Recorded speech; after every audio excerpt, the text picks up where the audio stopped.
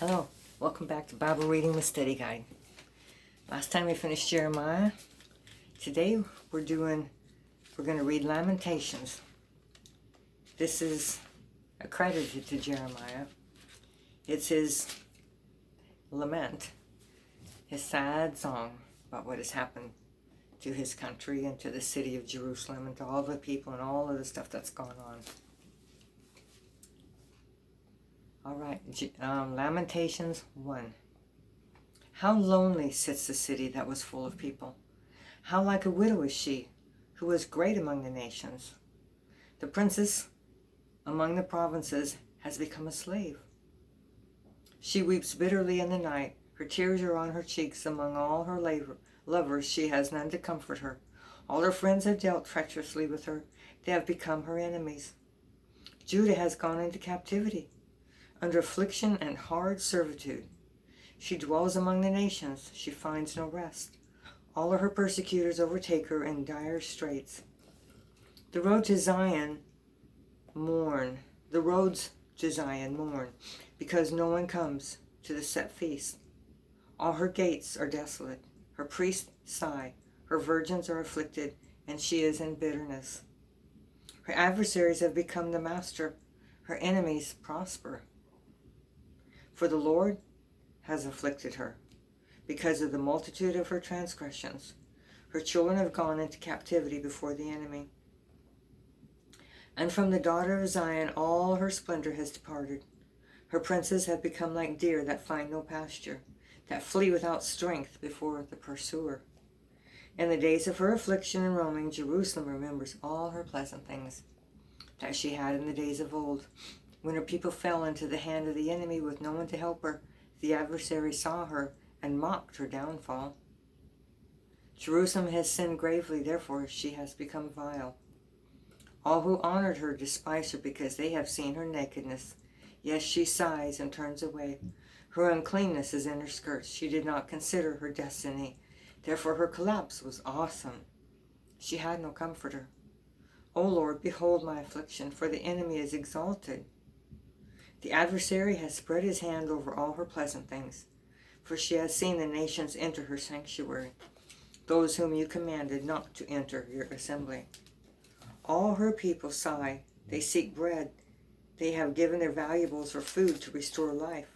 See, O Lord, and consider, for I am scorned. It is nothing to you, all you who pass by. Is it nothing to you, all you who pass by? Behold and see, if there is any sorrow like my sorrow, which has been brought on me, which the Lord has inflicted in the days of his fierce anger. From above he has sent fire into my bones, and it overpowered them. He has spread a net for my feet and turned me back. He has made me desolate and faint all the day. The yoke of my transgressions was bound. They were woven together by his hands and thrust upon my neck. He made my strength fail. The Lord delivered me into the hands of those who I am not able to withstand. The Lord has trampled underfoot all my mighty men in my midst. He has called an assembly against me to crush my young men. The Lord trampled as in a winepress the virgin daughter of Judah. For these things I weep. My eye overflows with water, because the Comforter who should restore my life is far from me. My children are desolate, because the enemy prevailed. Zion spreads out her hands, but no one comforts her. The Lord has commanded concerning Jacob that those around him become his adversaries. Jerusalem has become an unclean thing among them. The Lord is righteous, for I rebelled against his commandment. Hear now, all peoples, and behold my sorrow. My virgins and my young men have gone into captivity. I call for my lovers, but they deceive me. My priests and my elders breathed their last in the city while they sought food to restore their life. See, O Lord, that I am in distress. My soul is troubled. My heart is overturned within me, for I have been very rebellious outside the sword. I've been very rebellious. Outside the sword bereaves, at home like it is like death. They have heard that I sighed, but no one comforts me. All my enemies have heard of my trouble. They are glad that you have done it. Bring on the day you have announced, that they may become like me. Let all their wickedness come before you, and do to them as you have done to me, for all my transgressions, for my sighs are many, and my heart is faint. All right. Lamentations 1. Who was he lamenting? In verses 1 through 3. It's not about himself most of the time, is it? Who is it about? Verses 1 through 3. The city of Jerusalem, right? How lonely sits the city. She weeps bitterly. Judah has gone into captivity. It's all about Jerusalem. Lamentations 2. How the Lord has covered the daughter of Zion with a cloud in his anger. He cast down from heaven to the earth the beauty of Israel, and did not remember his footstool in the day of his anger. The Lord has swallowed up and has not pitied all the dwelling places of Jacob. He has thrown down in his wrath the strongholds of the daughter of Judah. He has brought them down to the ground. He has profaned the kingdom of his princes and its princes. He has cut off in fierce anger every horn of Israel. He has drawn back his right hand from before the enemy. He has blazed against Jacob like a flaming fire, devouring all around. Standing like an enemy, he has bent his bow with his right hand like an adversary. He has slain all who were pleasing to his eye. On the tent of the daughter of Zion, he has poured out his fury like fire. The Lord was like an enemy. He has swallowed up Israel. He has swallowed up all her palaces. He has destroyed her strongholds, and has increased mourning and lamentation in the daughter of Judah. He has done violence to his tabernacle, as if it were a garden. He has destroyed his place of assembly. The Lord has caused the appointed feasts and Sabbaths to be forgotten in Zion. In his burning indignation, he has spurned the king and the priest. The Lord has spurned his altar. He has abandoned his sanctuary. He has given up the walls of her palaces into the hand of the enemy. They have made a noise in the house of the Lord, as on the day of a set feast. The Lord has purposed to destroy the wall of the daughter of Zion. He has stretched out a line. He has not withdrawn his hand from destroying. Therefore he has caused the rampart and the wall to lament. They languish together. Her gates have sunk into ground. He has destroyed and broken her bars. Her kings and her princes are among the nations. The law is no more, and her prophets find no vision from the Lord. The elders of the daughter of Zion sit on the ground and keep silence. They throw dust on their heads and gird themselves with sackcloth. The virgins of Jerusalem bow their heads to the ground. My eyes fail with tears. My heart is troubled. My bile is poured on the ground because of the destruction of the daughter of my people, because of the children and the infants faint in the streets of the city. They say to their mothers, "Where is grain and wine?" As they swoon like the wounded in the streets of the city, as their life is poured out in their mother's bosom. How shall I console you? To what shall I liken you, O daughter of Jerusalem? What shall I compare you with you, that I may comfort you, O virgin daughter of Zion? For your ruin is spread wide as a sea. Who can heal you? Your prophets have seen for you false and deceptive visions. They have not uncovered your iniquity to bring back your captives, but have envisioned for you false prophecies and delusions. All who pass by clap their hands at you.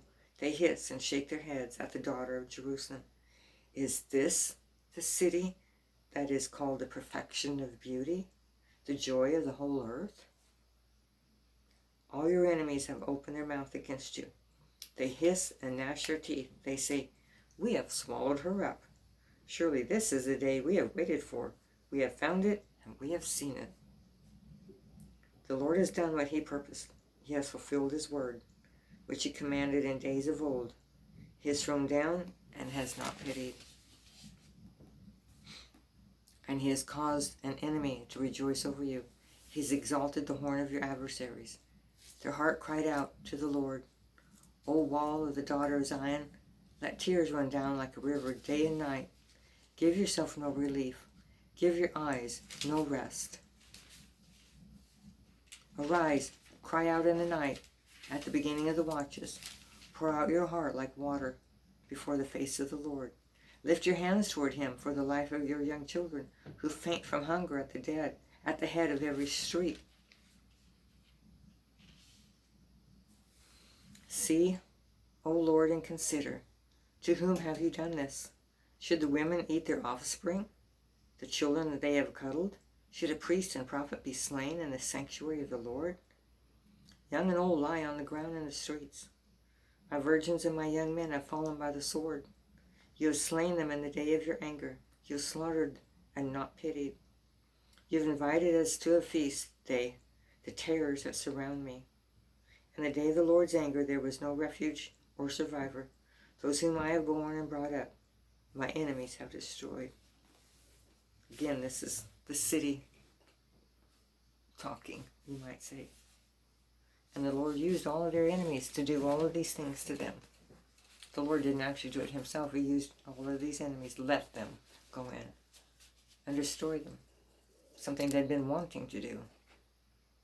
What had the Lord done in 2:7?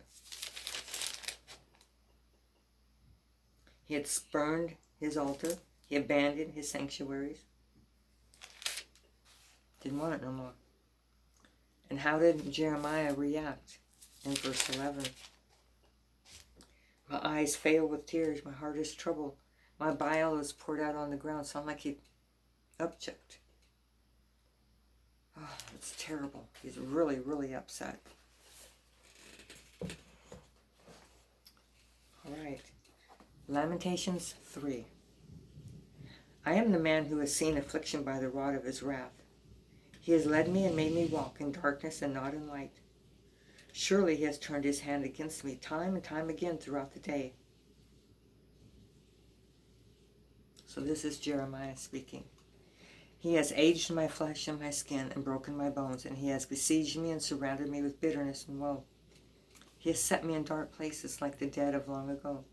He has hedged me in so that I cannot get out. He has made my chain heavy. Even when I cry and shout, he shuts out my prayer. He has blocked my ways with hewn stone. He has made my paths crooked. He has been to me a bear lying in wait like a lion in ambush. He has turned aside my ways and torn me in pieces. He has made me desolate. He has bent his bow and set up as a target, me as a target for the arrow. He has caused the arrows of his quiver to pierce my loins. I have become the ridicule of my people, their taunting song all the day. He has filled me with bitterness. He has made me drink wormwood. He has also broken my teeth with gravel and covered me with ashes. You have removed my soul far from peace. I have forgotten prosperity. And I said, my strength and my hope have perished from the Lord. Remember my affliction and roaming, the wormwood and the gall.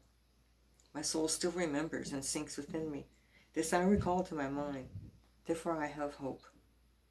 Through the Lord's mercies we are not consumed, because his compassions fail not. They are new every morning. Great is your faithfulness. The Lord is my portion, says my soul. Therefore I hope in him. The Lord is good to those who wait for him, to the soul who seeks him. It is good that one should hope and wait quietly for the salvation of the Lord. It is good for a man to bear the yoke in his youth. Let him sit alone and keep quiet, because God has laid it on him. Let him put his mouth in the dust. There may yet be hope. Let him give his cheek to the one who strikes him, and be full of reproach. For the Lord will not cast off forever. Though he causes grief, yet he will show compassion, according to the multitude of his mercies. For he does not afflict willingly, nor grieve the children of men, to crush under one's feet all the prisoners of the earth, to turn aside the justice due a man before the face of the Most High, or subvert a man in his cause, the Lord does not approve. Who is he who speaks and it comes to pass, when the Lord has not commanded it? Is it not from the mouth of the Most High the woe and the well-being proceed? That woe and well-being proceed? Why should a living man complain, a man for the punishment of his sins? Let us search out and examine our ways, and turn back to the Lord. Let us lift our hearts and hands to God in heaven. We have transgressed and rebelled. You have not pardoned. You have covered yourself with anger and pursued us. You have slain and not pitied. You have covered yourself with a cloud, that prayer should not pass through. You have made us an offscouring and refuse in the midst of the peoples. All our enemies have opened their mouths against us. Fear and a snare have come upon us. Desolation and destruction. My eyes overflow with rivers of water for the destruction of the daughter of my people. My eyes flow and do not cease without interruption till the Lord from heaven looks down and sees. My eyes bring suffering to my soul because of the daughters of my city. My enemies without cause hunted me down like a bird. They silenced my life in the pit and threw stones at me. The waters flowed over my head, and I said, I am cut off. I called on your name, O Lord, from the lowest pit. You have heard my voice. Do not hide your ear from my sighing, from my cry for help. You drew near on that day I called on you and said, do not fear. O Lord, you have pleaded the case for my soul. You have redeemed my life. O Lord, you have seen how I am wronged. Judge my case. You have seen all their vengeance, all their schemes against me. You have heard their reproach, O Lord, all their schemes against me. The lips of my enemies and their whispering against me all the day. Look at their sitting down and their rising up. I am their taunting song. Repay them, O Lord, according to the work of their hands. Give them a veiled heart. Your curse be upon them, and your anger pursue and destroy them from under the heavens of the Lord. Wow. So, describe Jeremiah's reputation in verse 14. I have become a ridicule, a taunting song. Well, he's been ridiculed. They don't like him. What is Jeremiah's hope in spite of all the calamity? In verse 23 or 22 through 24. God is his hope, right? Through the Lord's mercies we are not consumed, because his compassions fail not. They are new every morning. Great is your faithfulness. The Lord is my portion, therefore I hope in him. Yeah. And did God cause calamity willingly? What does verse 33 say? For he does not afflict willingly, nor grieve the children of men. So it's not what he wants to do.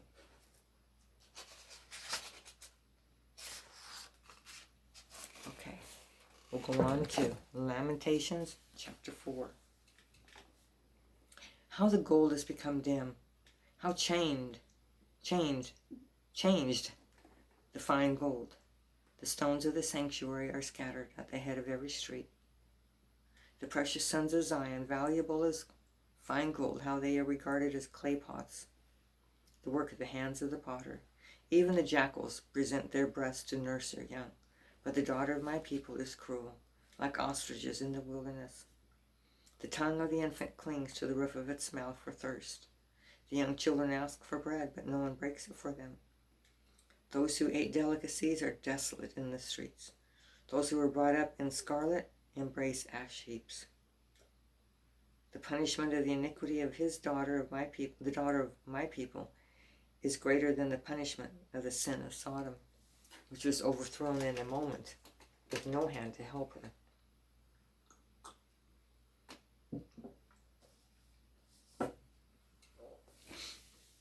Her Nazarites were brighter than snow and whiter than milk. They were more ruddy in body than rubies, like sapphires in their appearance. Now their appearance is blacker than soot. They go unrecognized in the streets. Their skin clings to their bones. It has become dry as wood. Those slain by the sword are better off than those who die of hunger, for these pine away, stricken for lack of the fruits of the field. So there's people that were rich, wearing finery, and now they're in ash heaps. They used to be beautiful, wear all kinds of fine things. Now they look terrible. The hands of the compassionate women have cooked their own children. They became food for them. Ooh. And the destruction of the daughter of my people. The Lord has fulfilled his fury. He has poured out his fierce anger. He kindled a fire in Zion, and it has devoured its foundations. The kings of the earth and all inhabitants of the world would not have believed that the adversary and the enemy could enter the gates of Jerusalem. Because of the sins of her prophets and the iniquities of her priests, who shed in her midst the blood of the just, they wandered blind in the streets. They had defiled themselves with blood, so that no one would touch their garments. They cried out to them, "Go away, unclean! Go away, do not touch us." When they fled and wandered, those among the nations said, "They shall no longer dwell here." The face of the Lord scattered them. He no longer regards them.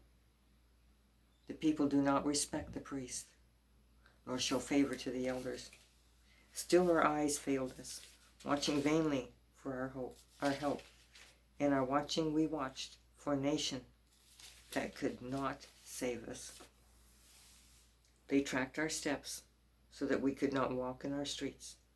Our end was near, our days were over, for our end had come.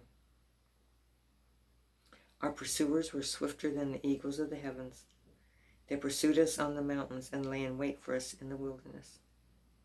The breath of our nostrils, the anointed of the Lord, was caught in their pits, of whom we said, "Under his shadow we shall live among the nations." Rejoice and be glad, O daughter of Edom, you who dwell in the land of Uz. A cup shall also pass over to you, and you shall become drunk and make yourself naked.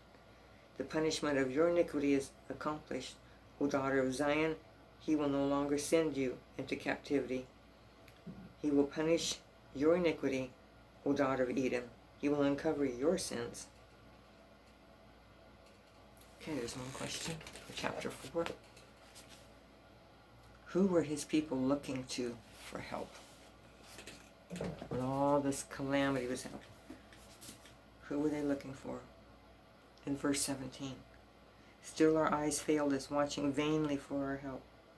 For in our watching we watched for a nation that could not save us. So they're looking for somebody to step in, but it was all the surrounding nations, one after another, and then Babylon and Assyria. Oh, it was a terrible time. All right, one more chapter. Lamentations 5. Remember, O Lord, what has come upon us. Look and behold our reproach. Our inheritance has been turned over to aliens, and our houses to foreigners. We have become orphans and waifs. Our mothers are like widows. We pay for the water we drink, and our wood comes at a price. They pursue at our heels. We labor and have no rest. We have given our hand to the Egyptians and the Syrians to be satisfied with bread. Our fathers sinned and are no more, but we bear their iniquities. Servants rule over us. There is none to deliver us from their hand. We got our bread at the risk of our lives, because the sword of the wilderness, in the wilderness. Our skin is hot as an oven, because of the fever of famine. They ravished the women in Zion, the maidens in the cities of Judah. Princes were hung up by their hands, and elders were not respected. Young men ground at the millstones. Boys staggered under loads of wood. The elders have ceased gathering at the gate, and the young men from their music. The joy of our heart has ceased. Our dancing has turned into mourning. The crown has fallen from our head. Woe to us, for we have sinned. Because of this our heart is faint. Because of these things our eyes grow dim. Because of Mount Zion, which is desolate, with foxes walking about on it. You, O Lord, remain forever. Your throne from generation to generation. Why do you forget us forever and forsake us for so long a time? Turn us back to you, O Lord, and we will be restored. Renew our days as of old, unless you've utterly rejected us and are angry with us. All right, that's the end of a sad song. What did Jeremiah confess in 16:17? That we have sinned. After he saw the arrogance of his people, warned for them. And after he saw the arrogance of his people, warned them for 40 to 50 years, and witnessed their downfall, what was Jeremiah's natural reaction? He was wondering if they were forgotten, right? Maybe God is still mad at them. But remember, he told them it would be 70 years. And that literally is a lifetime. So for most, they would not be coming back to their homeland. It would be the next generation. Unless they were very, very young. Wow, it's sad. It's like being taken from our land and moved somewhere else for the rest of our lives to serve other people, knowing that maybe our children would be able to come back. That would be a difficult situation, wouldn't it? Okay, our next book is going to be Ezekiel. Ezekiel had some extraordinary visions and experiences. You may not understand all the meanings of these, but you can certainly learn some interesting information about the people and increase your knowledge of the Bible. In this book, Ezekiel, God used many object lessons to get his message to his people. Even Ezekiel's life was an object lesson. So that would be interesting to explore that book and see what happens. So Ezekiel, he has been one that was taken captive. So he is in a foreign land when he has these visions and these experiences. So we'll see you next time as we plunge into Ezekiel.